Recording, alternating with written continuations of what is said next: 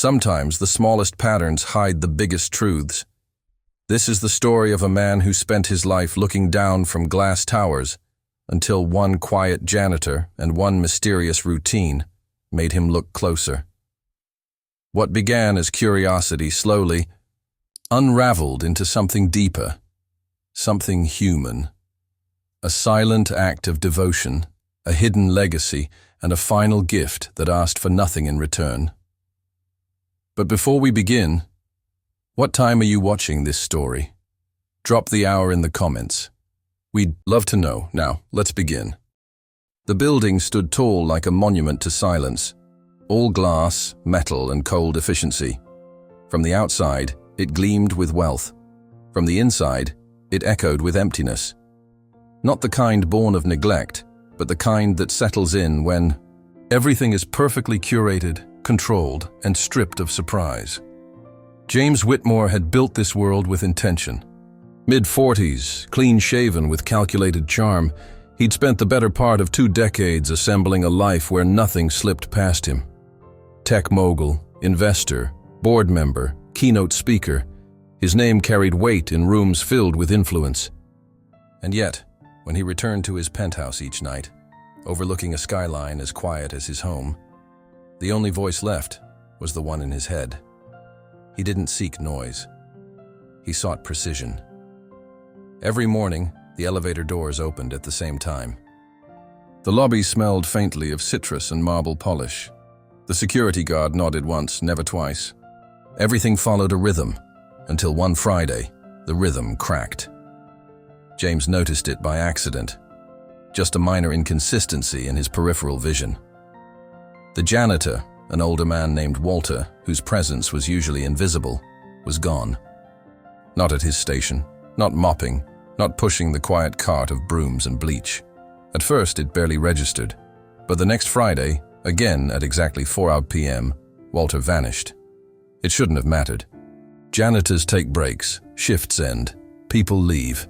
But James didn't believe in coincidences, and he didn't like patterns that didn't report to him. Over the next few weeks he began to track it, not obsessively, not at first. He simply started, logging it in the margins of his planner. 4:02, Walter gone. 3:58, still here. 4, disappeared. Like an entry in a system audit. He wasn't looking for drama. He was looking for clarity. The thing was, Walter wasn't the type to draw attention. Quiet, methodical, always early. He wore the same faded green uniform every day. Moved like someone who didn't want to be noticed, but always made sure things stayed clean. James never heard him complain, never saw him linger. He was reliable to the point of invisibility, and that's what made the pattern so unnerving. Because a man like Walter didn't seem like the type to have secrets.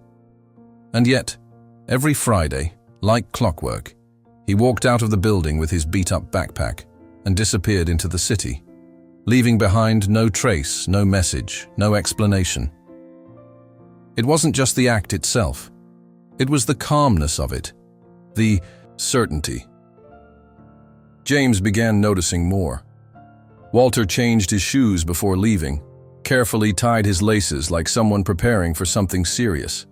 Sometimes he looked at his watch, not out of impatience but almost out of reverence, as if he were meeting time itself. That's when the discomfort started. James wasn't used to not knowing. His wealth had bought him access to nearly everything: data, people, power. He knew his board's birthdays, his competitors' divorces, his assistant's side hustles, but he didn't know what the janitor did on Fridays. And that fact, however small, began to gnaw at him. Not because he distrusted Walter, but because something inside him, something he didn't admit even to himself, sensed that this absence wasn't meaningless. It had intention, ritual, gravity, and it scared him. He began timing his meetings to end early on Fridays, arranged his schedule to be home by 3:30 p.m.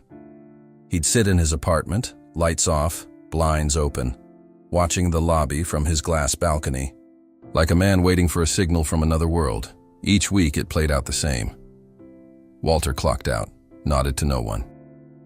Walked straight toward the exit with his backpack slung low, a slight limp in his left step, and then he vanished into the crowd. James started wondering where he went, what he did, who he became once he stepped off the premises. Was it medical? A side job? A vice? A secret family? Theories filled his mind not because they were plausible, but because the unknown had begun to haunt him. Not knowing, for a man like James, was not neutral. It was offensive. And yet he couldn't ask. To confront. Walter would be to admit that something about the janitor's life had stirred something in his own.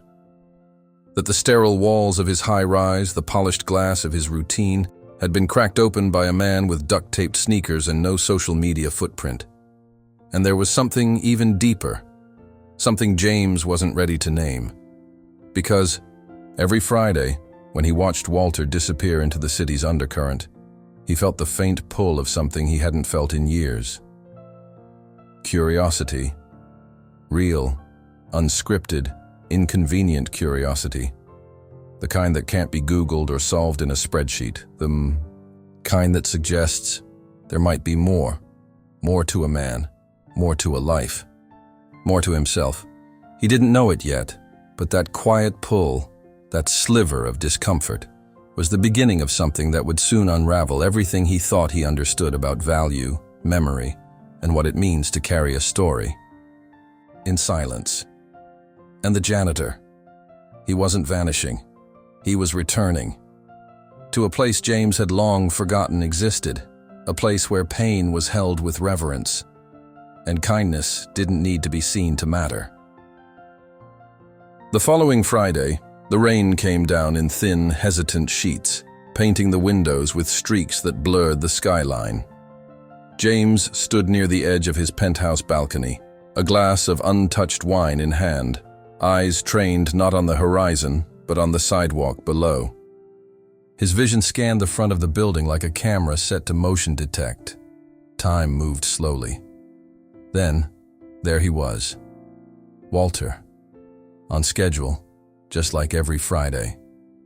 Same worn backpack, same quiet step, same inexplicable urgency. James didn't hesitate. He grabbed his coat, slipped on nondescript shoes, and left his apartment for the first time in weeks without an appointment to keep.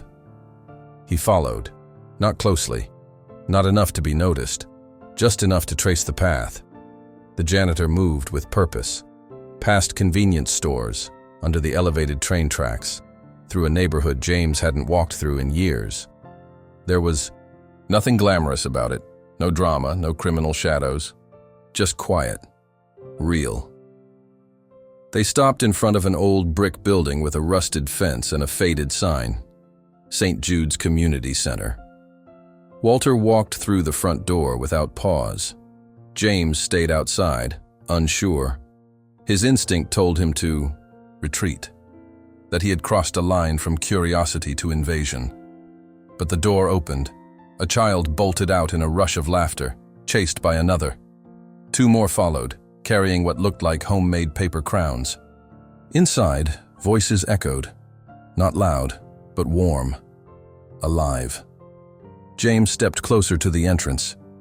He heard singing, not professional or rehearsed, the kind of singing that could only exist in a room where judgment didn't. He pushed the door open. The smell hit first. Old wood floors, crayons, soup. Then came the sight. Dozens of children, not quite toddlers, not quite teens, sprawled across the room. Some were painting, others building toy towers. A few sat in a circle, listening intently to an older man reading from a storybook. Walter. Gone were the janitor's uniform and the quiet demeanor. Here, he was something else. Still, silent in his manner, but unmistakably central. The kids leaned into his words like he was reading from their future. They laughed when he laughed. They paused when he paused. He wasn't just present. He was necessary. James stood in the doorway longer than he intended. One of the volunteers approached him, mistaking him for a donor perhaps, and whispered that Walter ran the Friday sessions every week. Stories, snacks, simple games. Most of the kids came from shelters or unstable homes. Some had parents working double shifts, others had no one. Walter was their constant. James couldn't move, not out of guilt or shame, but out of realization. He watched Walter help a small boy tie his shoes, gently, like it was the most important task in the world. He saw him listen, really listen, to a girl describing her imaginary friend. He wasn't performing charity. He was holding something sacred. That night, James returned home without saying a word. He didn't confront Walter, didn't reveal that he knew. He sat in his dim living room, replaying everything he'd seen, the warmth, the messiness, the purity of it all. His world had always been built on outcomes, on leverage, on strategy. But this was built on presence. In the days that followed, he started seeing things differently. Not just Walter, but the barista who memorized his order, the security guard who checked in on him during power outages, the delivery man who always left the packages just so they wouldn't get wet. He started seeing the invisible scaffolding of lives holding up other lives. People like Walter, people who didn't disappear on Fridays, people who showed up where it mattered most, quietly, consistently, without applause. And that's when James began to wonder something dangerous, something hopeful. What if everything he believed about strength, about success, about legacy, had been incomplete? What if his next chapter wasn't about scaling something bigger, but going somewhere deeper? The janitor wasn't just disappearing. Every Friday, he was becoming whole, and without knowing it, he was showing James the way back to something he'd lost long ago, the habit of meaning. The following Friday, James didn't pretend to be busy with work or meetings. He was ready. No assistants, no calls. Just the quiet hum of his penthouse apartment and a single goal. At exactly 3:59 p.m., he stood by the wide window of his unit on the 28th floor and watched the building's security feed from his tablet. Walter was on the move again. Same pattern. Gloves off, jacket on, keys clipped to his belt, walking calmly toward the service elevator. But this time, James didn't wait until the next day to wonder. He locked his apartment and slipped into the stairwell, descending quickly to follow. Silent, intentional, almost childlike in his curiosity.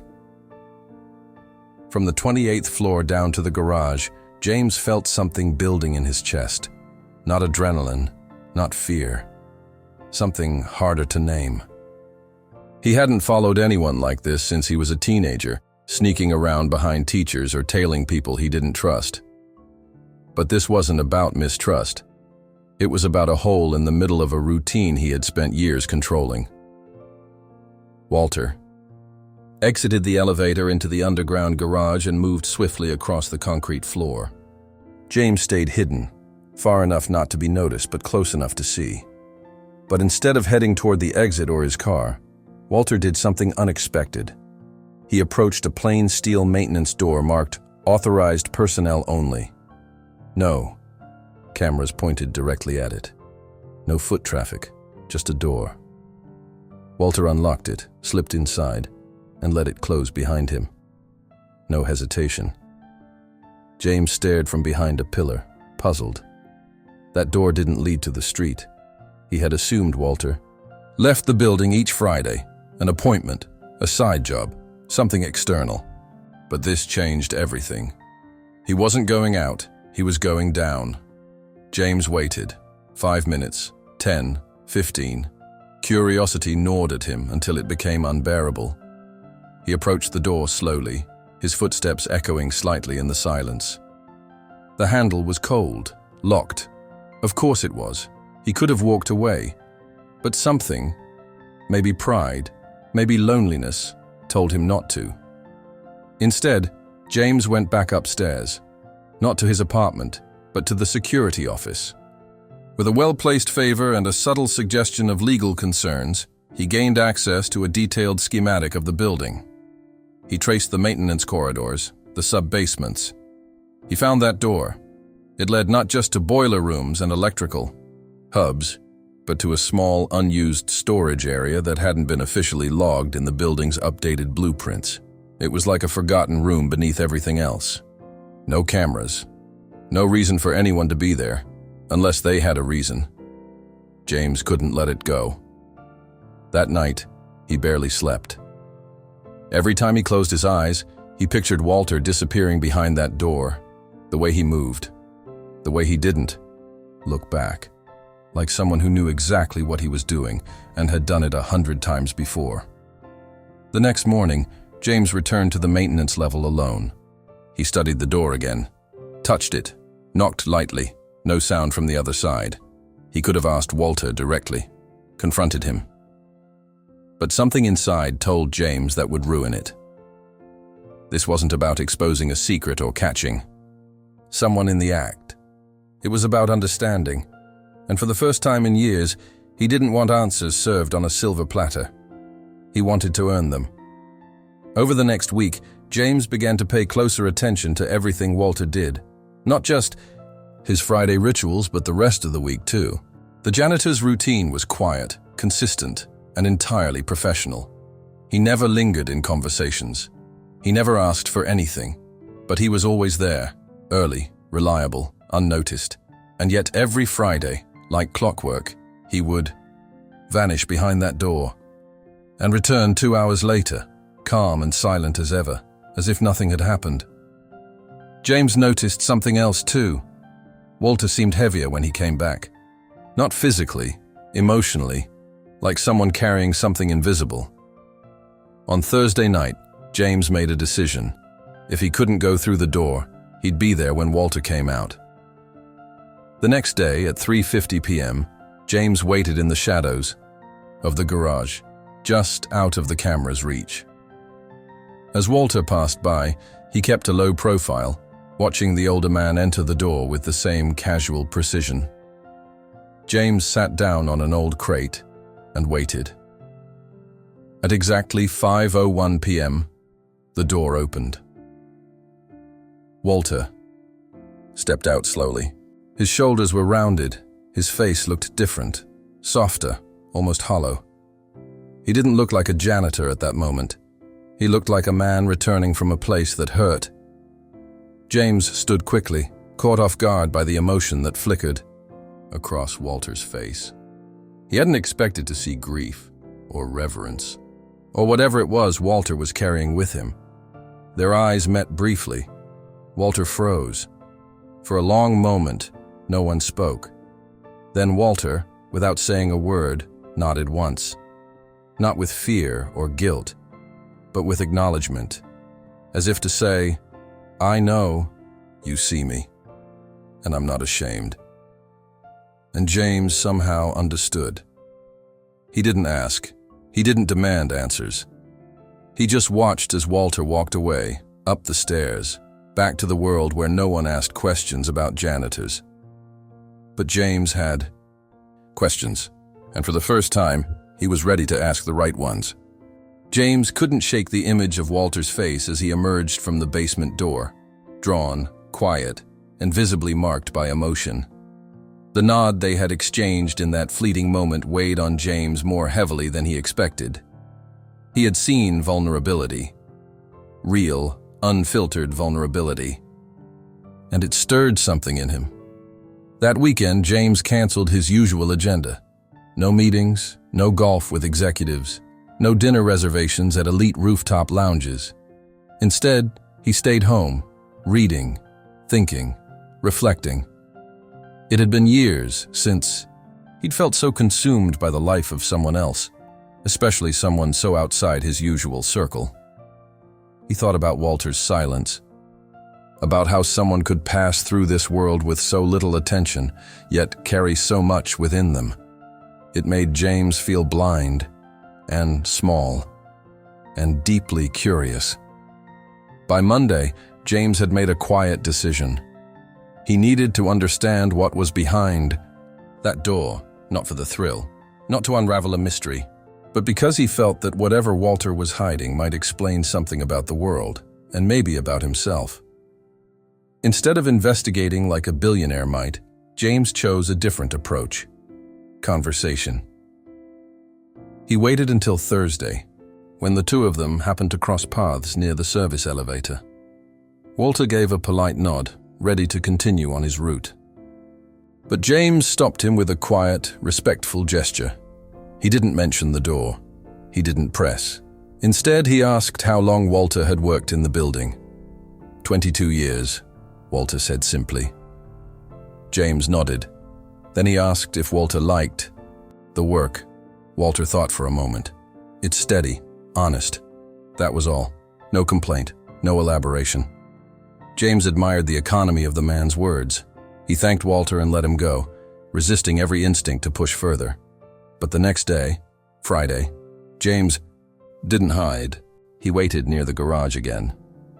Not behind pillars, in the open. When Walter arrived at 4 p.m., their eyes met. James offered a quiet, almost apologetic smile. Walter paused. James spoke softly. I don't want to intrude, but I saw you last week, and I felt something I haven't felt in years. Walter studied him, then exhaled. You ever lose someone, Mr. Whitmore? James nodded. Once, a long time ago. A sister. Walter looked down.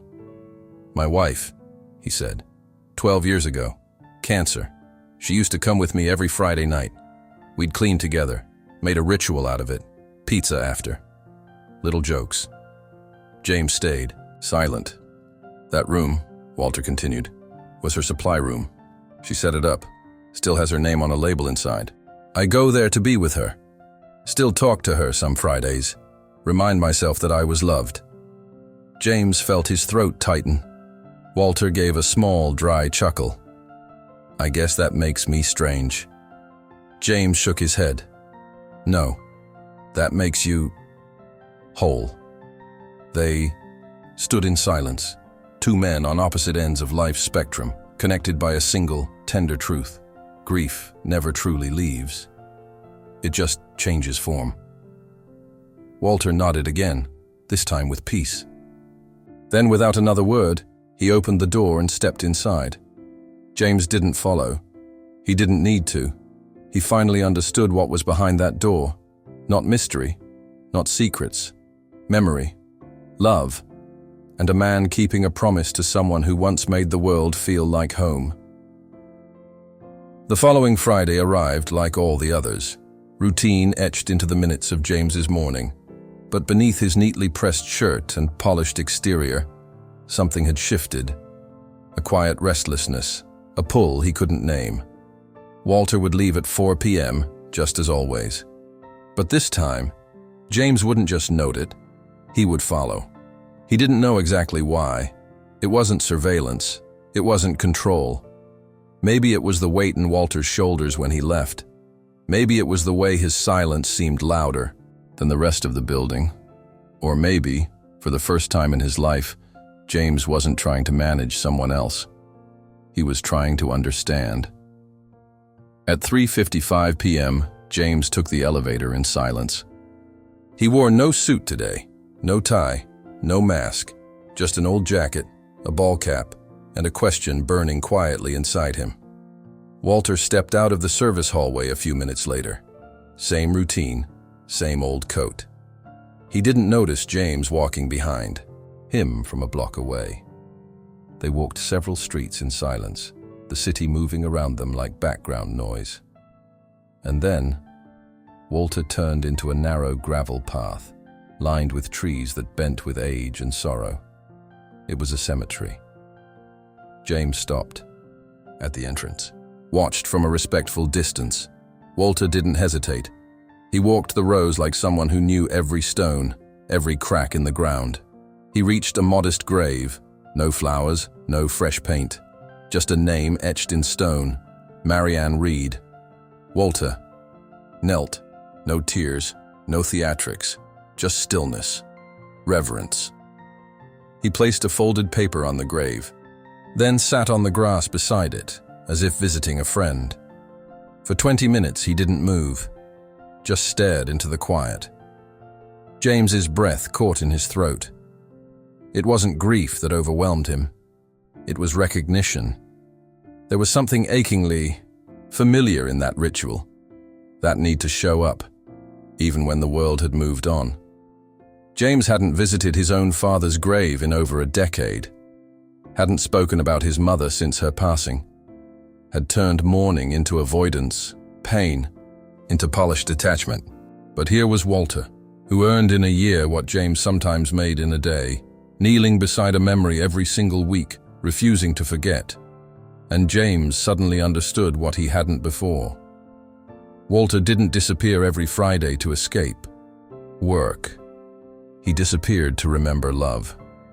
That night, back in his apartment overlooking the skyline, James couldn't focus.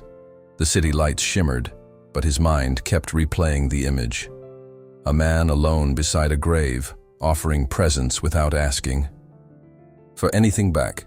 No praise, no audience, just loyalty. He sat at his desk and opened an old drawer, the one he hadn't touched in years. Inside was a faded photo of himself and a woman with eyes like summer storms. They weren't together anymore. The love hadn't lasted, but the memory remained. And yet, he had buried it so deep he'd forgotten what it meant to carry someone inside you even after they're gone. Walter hadn't forgotten. In that realization, James found something else, a quiet kind of awe. The janitor he barely noticed for years had more emotional integrity in his worn-out shoes than James had shown in decades of success. That Friday marked a shift, not because James now knew Walter's secret, but because he saw something sacred in it. The next day, James asked the building manager for permission to install a bench near the front entrance, a small tribute, simple and discreet. On it, a plaque with no names, just 3 words, "For those remembered." He never told Walter it was for him, and when Walter saw it, weeks later, he only nodded. No questions asked, but something flickered in his eyes. James would never visit Marianne's grave. He knew it wasn't his place, but he would show up in other ways, quiet ways, respectful ways, because some stories don't need to be rewritten, they just need to be honored. The weeks passed like drifting clouds, slow but certain. The city moved on, its rhythms unchanged. Elevators dinged, doors opened, people came and went. But in James Whitmore's world, something essential had shifted. He no longer walked through his building without noticing. He saw the woman who watered the lobby plants every morning. He noticed the delivery guy with a limp. He started holding the door open, started saying good morning first, not because he had to, but because somehow it felt important. Walter never changed. He still swept the floors with the same quiet grace, still disappeared every Friday, still offered only a small nod of acknowledgement when passing by. But now, James saw something sacred in that silence. It wasn't absence. It was presence, the kind that doesn't shout, but anchors. One Thursday morning, Walter left a folded note on James's front door. No envelope, no signature, just a message. "Thank you for the bench. My daughter used to sit on one just like it." James read it twice, then 3 times. He sat with it. Not the words, but the weight. The fact that it was the first time Walter had ever let James see even a corner of his world willingly. That evening, James took the long route home. Passed by parks he hadn't noticed in years. Stood at intersections without rushing the light. Let the quiet in. Back in his apartment, he turned off his phone, stepped away from his laptop, and did something he hadn't done in nearly 20 years. He opened the photo albums. One by one, he let the memories return, the messy, unfiltered ones. The ones that hurt and healed in the same breath. He realized he hadn't lost his empathy. He had simply put it in storage, behind contracts and success metrics. But it had been there all along, waiting for an opening. Walter had been that opening. In the following months, small changes unfolded. James funded a community library in his old neighborhood, anonymously. He sent books to underfunded schools. With no return address, he started listening more and talking less. He never told anyone about Walter, never mentioned the grave, never spoke of the bench. Some stories he had learned aren't meant for headlines. They're meant for hearts. And on one rainy Friday, months later, as James walked through the lobby, he noticed something different. Walter was sitting on the bench, just for a moment, looking out at the drizzle with eyes that held more history than most books. James passed by without saying a word. But this time, Walter looked up and gave him the smallest smile. That was enough, because now James understood. It's not about being remembered by many. It's about being seen by someone, and sometimes that's the greatest legacy of all.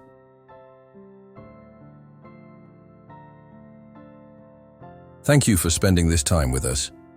If this story made you pause, reflect, or feel something deeper, consider subscribing. We share stories like this to remind each other of what still matters. And now we'd love to hear from you. What part of this story stayed with you the most? Scroll down and tell us in the comments. See you in the next one.